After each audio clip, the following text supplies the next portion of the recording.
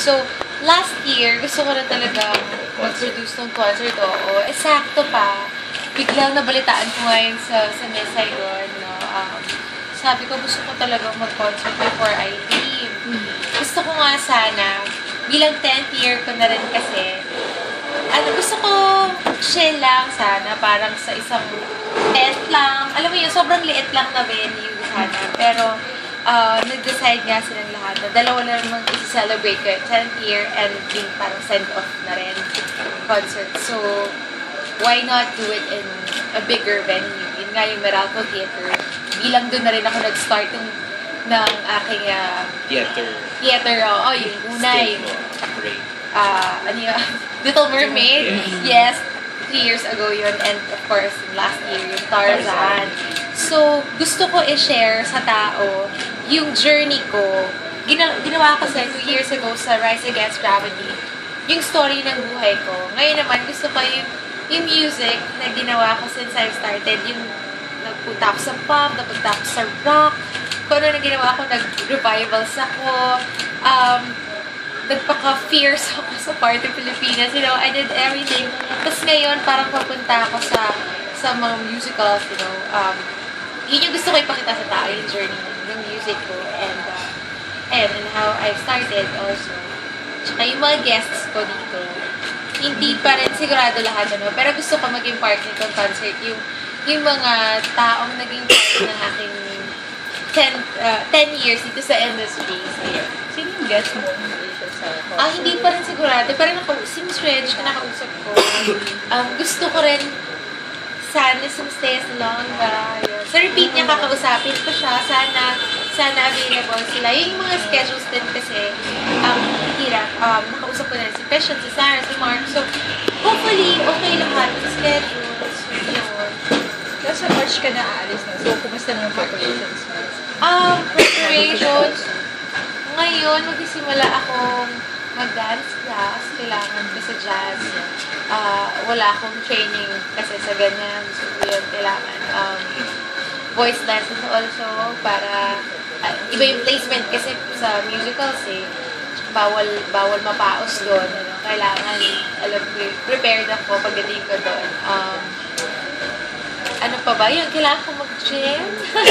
Bilang yung suorin ng role na gagawin ko sa Saigon, yung GG nga, alam naman natin na medyo sexy yung costume niya. So, kailangan fit din. Ayun. Ano, mas probado mo ba ngayon?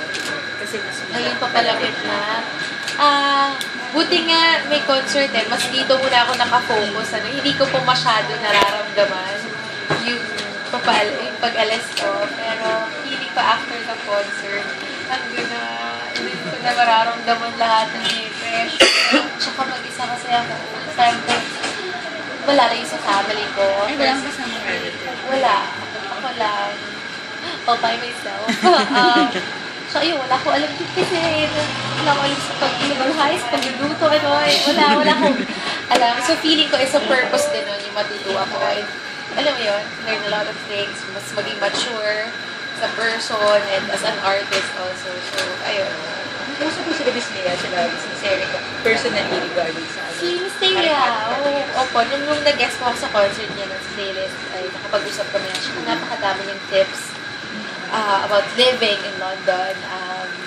Sabi nga niya when it comes to acting and singing, wala daw siyang mai-advise sa akin kasi yung director na yung bahala sa akin. So yung mga tips lang niya, yung mga accent daw doon kailangan kong aralan kasi masyadong malalim yung kanilang British accent. Hirap talaga ito din. And kasi si Alvarez, she messaged me on Twitter. Congratulate mo niya ako. Mailaw malakas ako kumasilaw siya. Si Miss Shankilia Mascara, si KGG in Canada. Tumawag naman siya. And then, congratulate mo. How long will you stay ba in about 14 months. Yes, well, 2 months rehearsals, tapos 1 year yung run. When you won in Broadway World Awards, I didn't expect that. Did you ever imagine that you're going to be landing a role as Gigi? Gigi? Because, of course, you audition. Alam mo, talaga, una pa lang, I never imagined that I'm going to do, that I'm going to be part of theater world. Kasi parang, bata pa lang ako, I always wanted to be a singer. Pero gusto ko lang ng concert, ng album, but not to be an actress. Pero nung na-experience ko yung Little Mermaid years ago, kaano yan si Direk Bobby may kasalanan lahat Pinilit niya talaga ako. Ako, ayoko talaga. Sabi ko, Direk Bobby, I don't think I can do it. Wala akong alam sa acting, wala akong alam sa teatro, training, wala talaga. Pero sabi niya, talagang nagtiwala lang si Direk Bobby sa akin. And after doing that, sabi ko nga talaga, I fell in love with theater. Sabi ko, gusto ko gawin musicals every year. Gusto ko gumawa every year na.